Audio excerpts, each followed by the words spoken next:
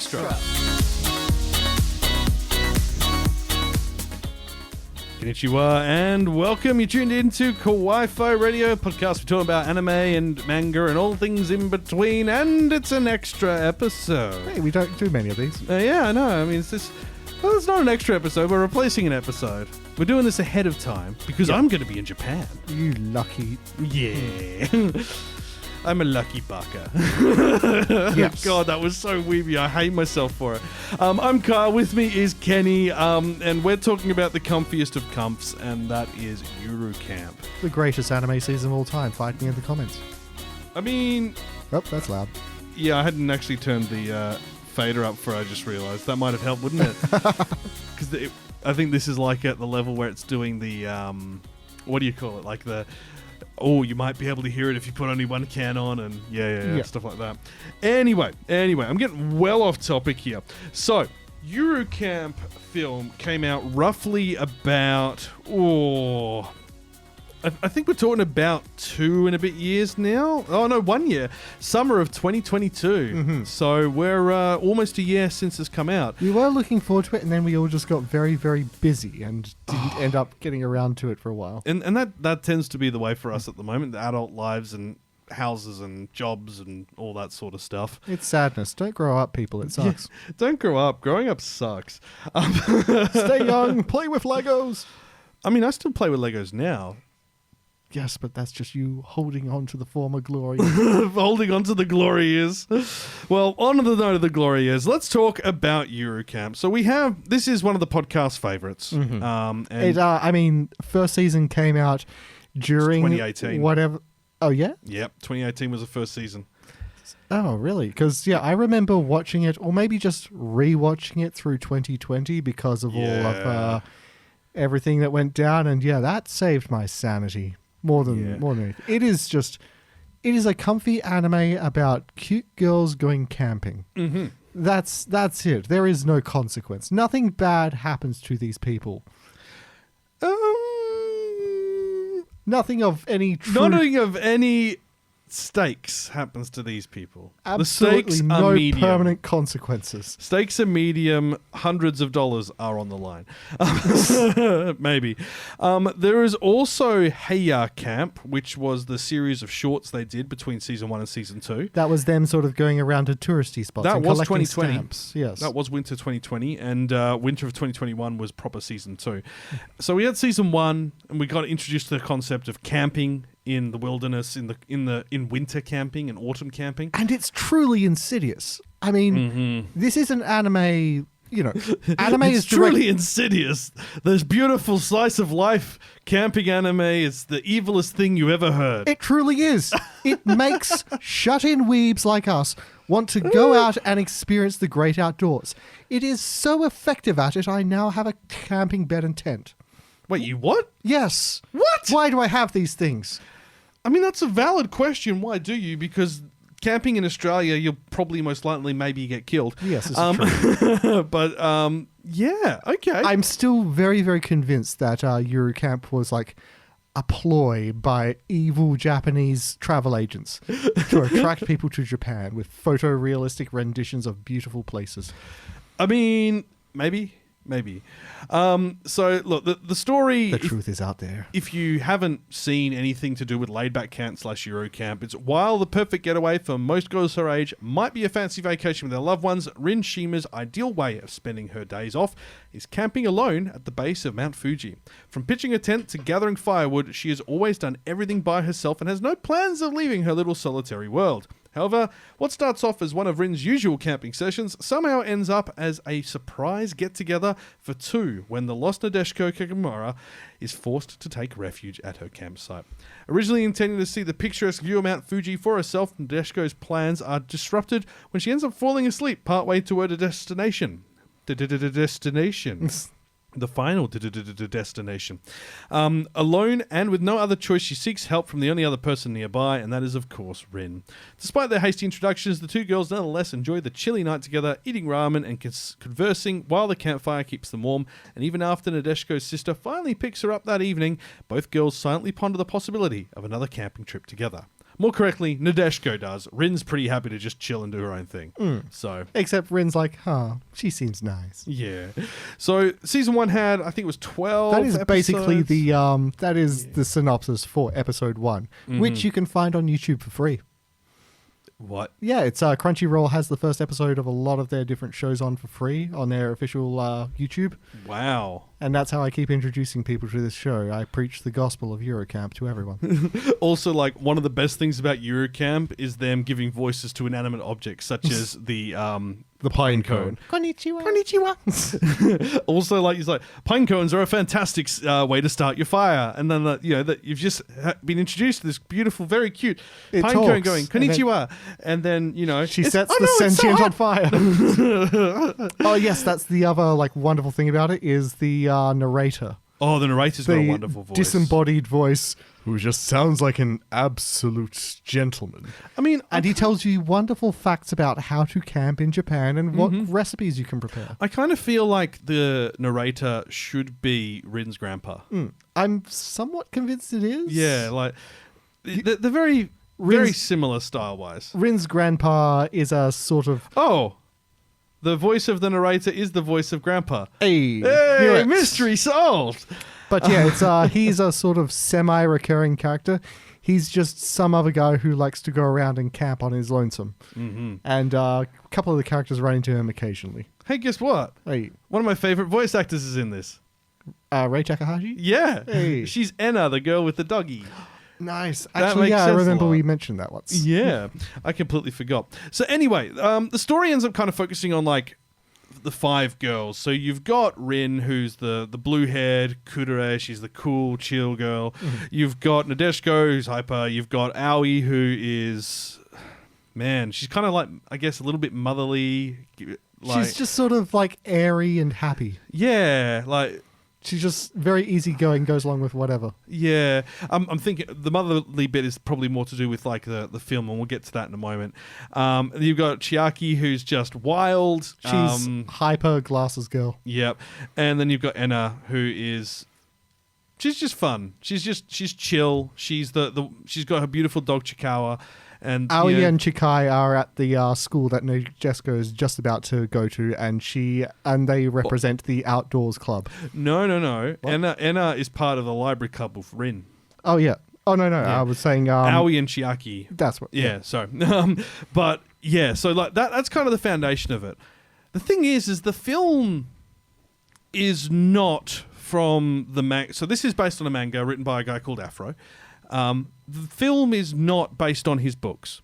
The film is set, I think, like 7-8 years in the future. Yeah, this is Yuru Camp Shippuden. Yeah. They're all grown up, and this is for the film, and it's all about them going and basically restoring a campsite and turning it into their own. And they're all adults. They've all been like... They all have their jobs elsewhere, and like...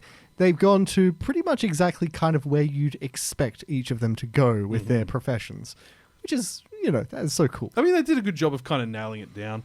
So as time marches on forwards, Rin, Shima, Nadeshiko, Kagura...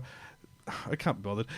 As time marches forward, Rin, Nadeshiko, and their friends have grown into full-fledged adults, and now with their careers and responsibilities, they can no longer freely spend their days camping and adventuring.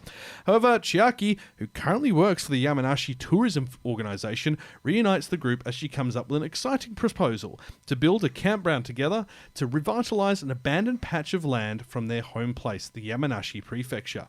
Motivated by this ambitious project, the girls combine their efforts to create an environment where future generations can enjoy unique moments as they once did, all while reminiscing the charm of camping from their high school days. Now, here's the thing. Yuru Camp generally has no stakes. The biggest worry is, oh no, we forgot the ice or the meat, and then they just go to the shop and buy it. It's not high stakes. That is truly like the event in the final episode. No, we forgot the meat for this hot pot. Whatever shall we do? We'll go and Rin will jump on her moped and go pick it up. It'll be fine. Problem solved. Yeah, it's like nothing bad happens. No one's going to develop a slight cough. Like, you know what I mean? I mean, and that's what I just adored about this was that I remember when this first came out, like we were looking at a bunch of different animes. And I think it was like one of the first seasons of the podcast as well. And I think one of the ones that came out that year was like about some like Chad-tastic dude bro with an enormous gun who is going around hunting demons and stuff like that. And it's just like, okay, that should be awesome. Why aren't we getting into this? And then we switch on this and it's just like, nothing bad is happening. Everything is zen-like and placid. Actually, yeah, we were living together at this point in time. Yeah, that's right. Yeah. So yeah, look, it's a series which is designed to make you feel comfy. And so, yeah, no stakes, but in this, something does disrupt their plans. They find something buried beneath the campsite, something mysterious and forgotten. It's a jar. It's a jar. It's an old piece of archaeology, and so they can't build a camp there anymore until they ask, please. Basically, like, I mean, that is kind of a bit of a spoiler, but at the end of the day, like, what were you expecting? Of course they're going to build the campgrounds. Like, this film will end with them building the campgrounds. It's not going to end with them going, no, we can't. There has to be some drama, I guess. The most dramatic thing I'd say is that one of the characters has an adorable pet dog, Chikawa, and it was an original character in the first season as well, like this cute little floofy dog thing. And in this season, it's gotten slightly old and can't run around as much as it used to, but it's that's it. It hasn't developed a small cough either. Yeah, and he's still quite happy, and yeah. Everything about this is just cute. Also, like, to the 52 people that gave this a 1 out of 10 on my anime list, you have no soul.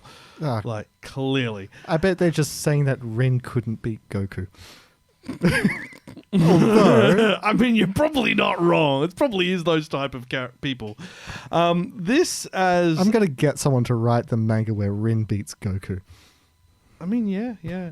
So, someone. Yuru Camp, the movie, it is an original story, but they did have Afro, the original creator, help out writing it. And I'm pretty sure he was also in it. I was about to say. So one of the things that we see during the film is obviously all the people they're now working with in their workplaces and so on. So like Nadeshko's working at a camping store and she's got a boss.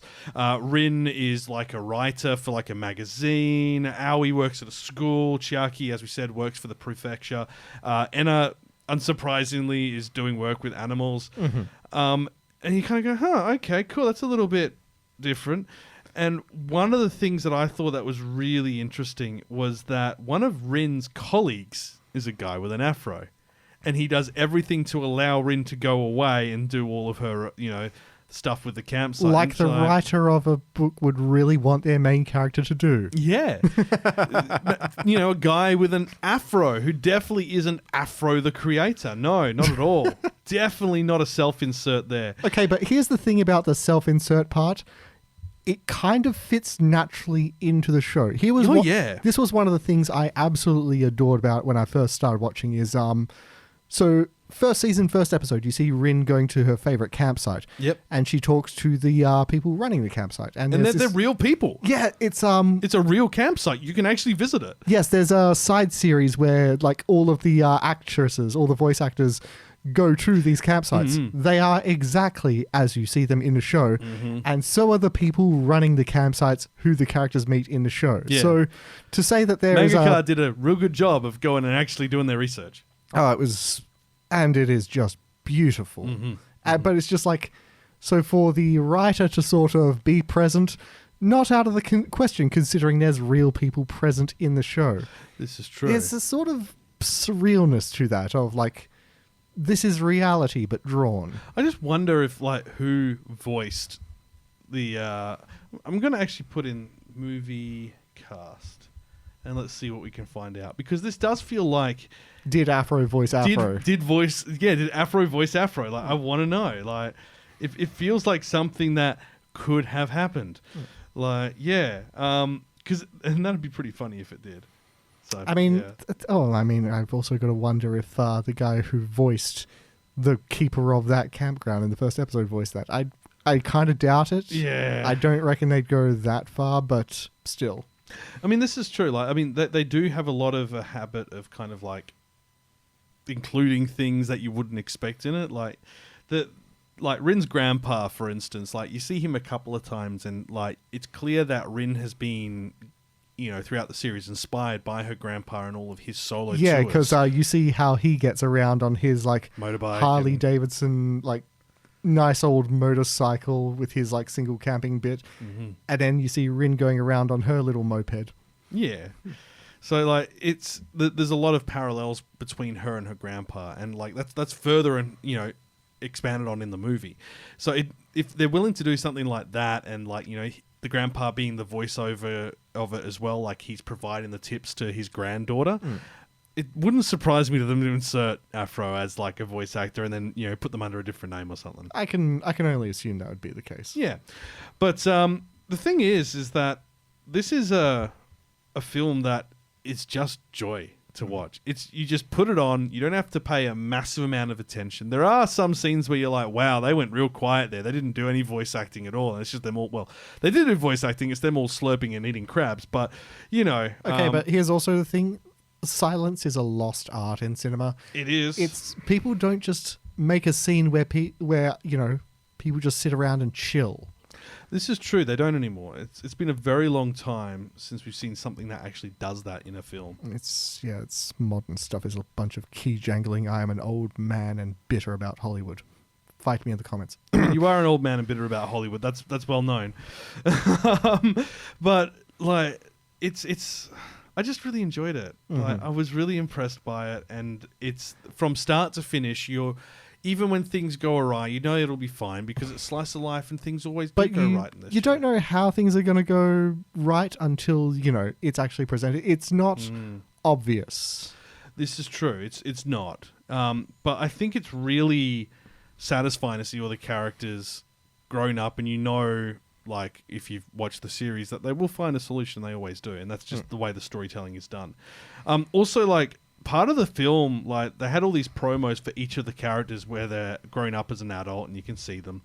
And then they had a whole load of promos to do with the actual crew filming, not filming, doing stuff alongside the actual... the cast and crew went and found a campground and revitalized it. Yes. And there's a video on YouTube for that.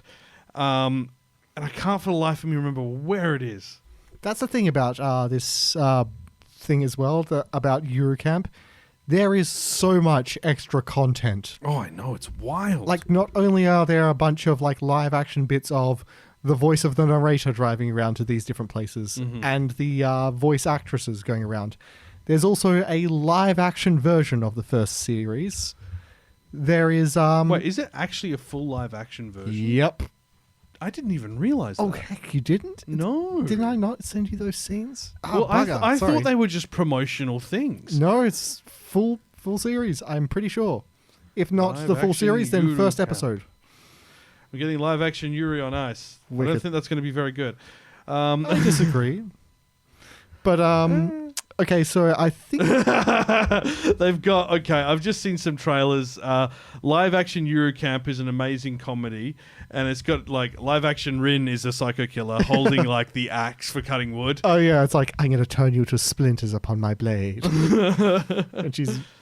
But, so... I'm impressed. Series also now has 3 different video games, I'm fairly sure. Yeah. A couple of them are PlayStation games. One of them's a mobile gacha game where you, instead of like collecting characters, you collect camping equipment. And this show sells so much merchandise. Oh, it's insane. It's ludicrous, the sheer amount of marketing that is done for this. Like, there is a character... Nadeshko's childhood best friend is introduced in the second series, like partway through. She's there. In fairness, she is in the movie too. She is present in like for a good 5 or 6 minutes across the board. Yeah. Yeah, you can buy her hat. I mean, it's a pretty cool hat. It's a pretty cool hat, but that's the thing. It's like we're talking about the amount of stuff they sell. They sell everything you see in the series, just with the Yuru Camp label slapped upon it. This is true. This further solidifies my theory that this is all just a ploy by an evil marketing organization. Look, if it is, they've like tapped into the peak millennial like mindset of comfy camping in Japan. Yeah, their schemes have paid off big time. This The show makes bank. It does. And on that note, season 3 is officially confirmed. Woohoo! It will premiere in 2024. It is going to be changing studios from C Station to 8-Bit. I really liked how C Station did it, though. Like, they did a really good job the whole way. What other stuff have 8-Bit done, do you know? Oh, they did Reincarnated as a Slime. Oh, that's still good. Yeah. Look, I'm doing wrong. 8-Bit's a good studio as well. It's just like, I really like how C Station kind of embodied it. So I just wonder what's happened. Yeah, especially for the location art. I want to believe that 8-Bit will do a good job with that as well. I mean, I don't think 8-Bit ever does really detailed backgrounds, and that's kind of why I'm a bit worried. Like, C Station went all the way out. There's also got a new director for it, who is Shin Tosaka, who was the director of Infinite Stratos 2, which is... Ugh. And Masafumi Sugiri, who is in charge of series composition, who did Uma Musume Pretty Derby. That's the Horse Girls one. Yeah. Like, you see what I mean? It's a real odd sort of... It's certainly an unusual mix. We'll just have to wait and see what goes on with that. I mean, the character designer was the key animator for Attack on Titan and Guilty Crown. Like, are we going to get Titan face on Nadeshiko or something? I'm just imagining the Yuru Camp girls as Titans. What the hell? I mean, the good news is the picture of the girls still looks like them. Yeah. Like, it is, like, the art that they've released for season 3 suggests that they are going to be honouring the characters. It doesn't look like a dramatic shift, which gives me hope. Yeah. So, like, we have hope, but that's about all we got. Like, you know. I mean, we're supposed to be talking more about the movie itself and, like, critiquing it, but we've pretty much said everything. It is a happy, comfy movie about girls making a campsite somewhere. Yeah, and like they give like Nadeshiko access to like a digger, so like that's a win. Like, give heavy machinery to the hyper anime girl. Yeah, Excellent what could go idea. wrong? Nothing could possibly go wrong. I swear that's your catchphrase. What could possibly go wrong? As you did mention, there was the live action series adapted the original manga in 2019. That might be getting a second season apparently for the live action. Don't know any more on that, but there is also on the YouTube channel you can see like the cast and crew going camping as well, and also there's the cast and crew doing the campsite revitalization.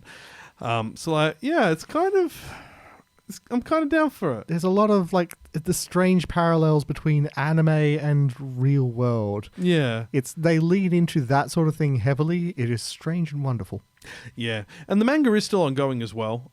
You can watch all of the series, including the short series, which is Room Camp, and the movie, all on Crunchyroll at the moment. And there is an English dub. I don't know if Season 1 has an English dub. I don't know if Season 2 does, because that was 2021, and that was during kind of like the dubbing crisis. Yeah. Because it was COVID and all that. I need to go back and listen to that myself. Anime Film opened in July 2022, and we didn't get it till November on Crunchyroll. Unfortunately, it didn't get a cinema release, which is really disappointing. Which is sad.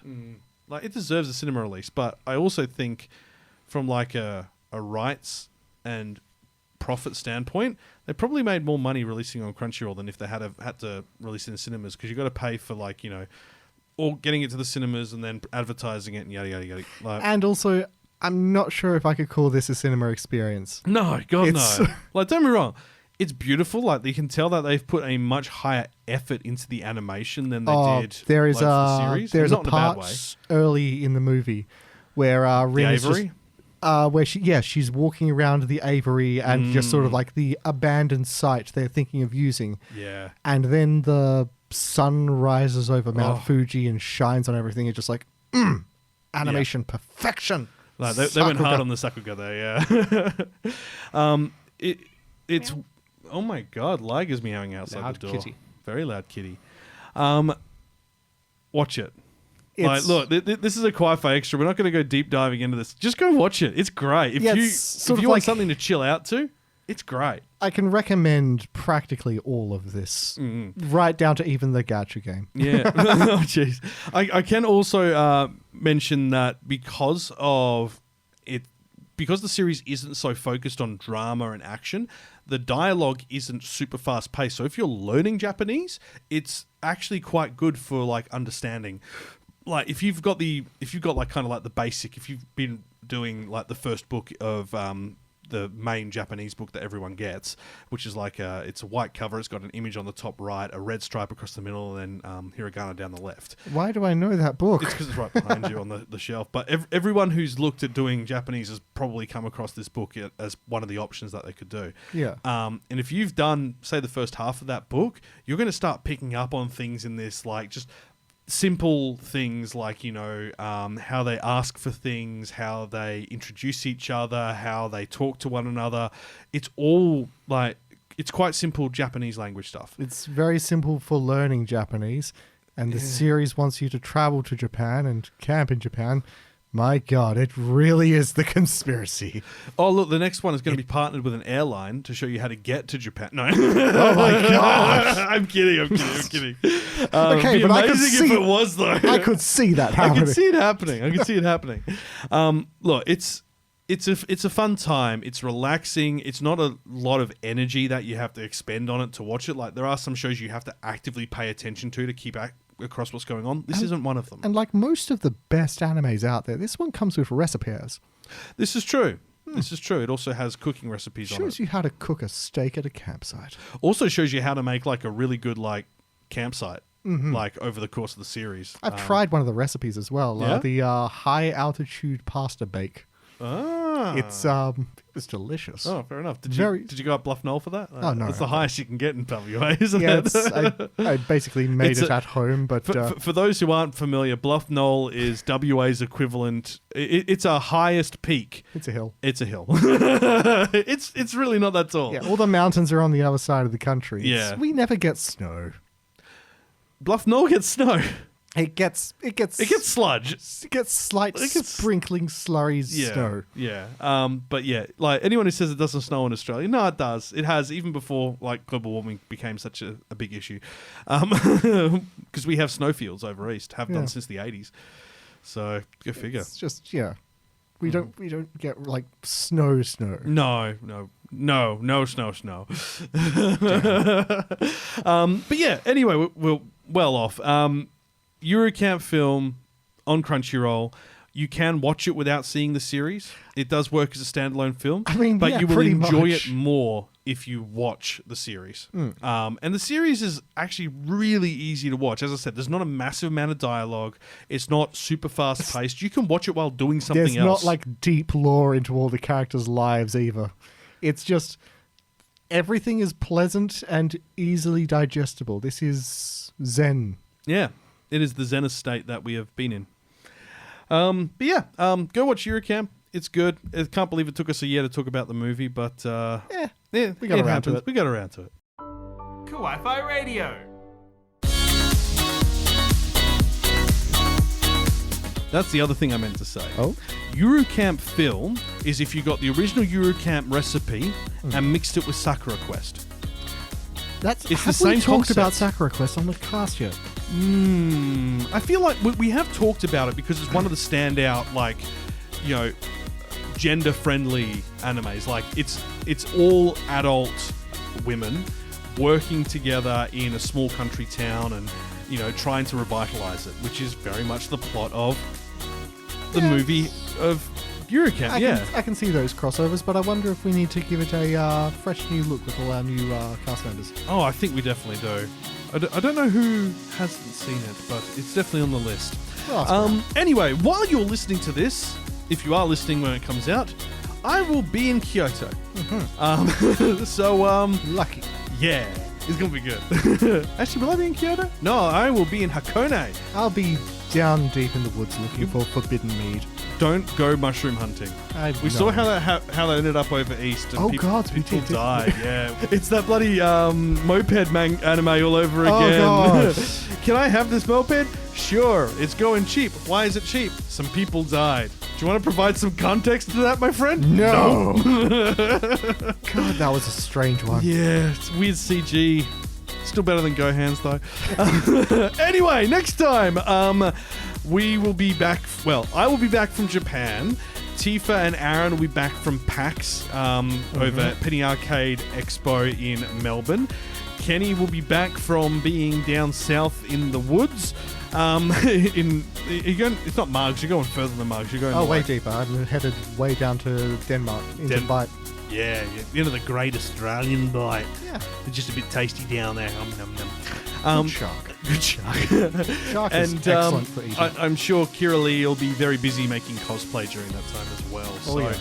There's a lot going on. I mean, she's still on for doing her entry for the World Cosplay Con. Yeah. That's going to be big. Cool. Yeah.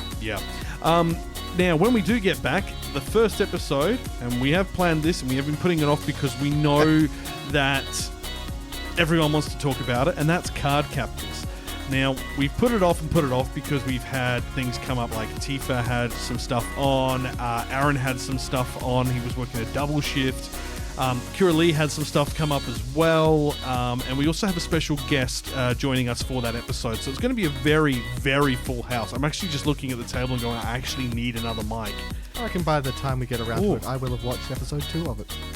You've just still only watched episode 1. Kind of, yeah. It's a lot on the plate. Yeah, no, fair. There's a lot to watch at the moment. Mm-hmm. But yeah, I think that's kind of it. Like, I might post some videos after I get back from Japan. I'll see how I go. I'm not overly committed to doing any content creation while I'm over there, just because this is my first proper trip. Enjoy your holiday, man. I will film something, and it'll probably be me going gaga in the Evangelion store, but like, other than that, I'm not too sure. And I'm picturing just sort of like a highly edited fast forward motion of Card just bouncing around in the Evangelion gift shop. Yeah. Like Emma just standing at the door, and then she just like speeds up the footage of me looking at picking up and putting down every single item and annoying the shopkeeper, being the worst customer ever, and then leaving having bought only like a keychain. God damn fanboys. Yeah, can't help it. But yeah, there will be some footage from there. There'll be a little bit of footage maybe if I do go to Tokawa, which is the kind of like the original house of all of the mangaka in you've Tokyo. given the full list of where you're going on the Patreon. So sign up for the Patreon to learn Kyle's itinerary and stalk him. I was going to say, don't follow me. Follow him. He's very noticeable. His head is shaped like the Paddle Pop Lion. It was. I haven't got that much hair anymore. Grow it. Yeah, back in the day I had long hair. You are meant to be. Now I'm in my late 30s and don't have long hair because it just kind of looks a little bit weird in my workplace. Your hair isn't that long. You don't look like a Paddle Pop Lion. You look like a prince. A British prince. I look like a tennis ball gone Nova, thank you very much. A tennis ball gone... That's a good one. I appreciate that. My hair has never just been able to lie flat for years. Yeah. Yeah, actually, yeah, fair. You need flat hair to be... You need a flat hair if you're going to pull off a Prince Harry cosplay. Like. Why would I do that? I don't know. It's a mystery. Definitely don't want people chasing after you. That's all I'm going to say there. Anyway. In general, yes. We are... I'm also going to catch up with one of our wonderful Patreons while in Tokyo, and that's Tojiko. How much extra do you pay for that? He was actually just really nice to me. So. Subscribe to the Kawaii-Fi only fans for more. It's like, if you get the top level of our Patreon, I will maybe visit you. Maybe. If it's convenient for me. If it's convenient, if I'm already there, if the stars align, maybe. And if I haven't got better things to do. Maybe. Tojiko's a gent. I don't interact as much on the Discord, but yeah. No, Tojiko's a lovely dude. So very much looking forward to meeting him and his partner and having a bit of a wander around Tokyo while we're there. Yeah. He's going to Japanese Games Festival. Which is literally on the weekend we're there. Tokyo Games Con or what? Yes. Yeah. So he's going to that. He's got tickets. I'm very interested in that, but for Dragon's Dogma 2. Not for Final Fantasy expansions. Nah. It's done. It's over. Next expansion introduces tacos. That's basically it. Wait, so they were meant to do like a collab, and they've... Is this literally like a taco collab? They introduce a new world area, and there's tacos there. I don't know what to tell you. There's tacos in the new game. Okay, so... You see, but here I am thinking it's like the cup noodle promo from 15. Oh, no. Okay, this is just tacos in general. So they've just added tacos to the food inventory. They've added tacos. I don't know what to tell you. Well, you're just happy about that by the sounds of it. I like tacos. I love tacos. I like tacos. Anyway, we're going well off tangent. Big thanks to our Patreons as always.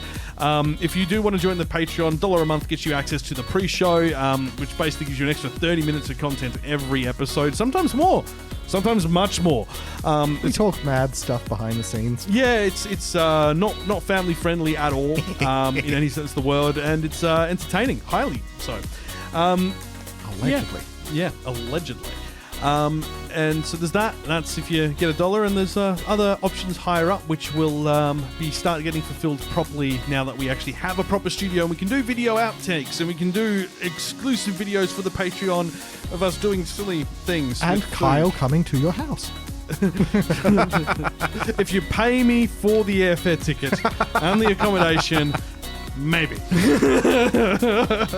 Anyway, we'll be back in 2 weeks' time, hopefully with the whole team and entourage included, and we'll be talking hopefully about the card captors. Card captor Sakura. But yeah, that's it. I'm a go now. Like I'm actually like already gone. Like.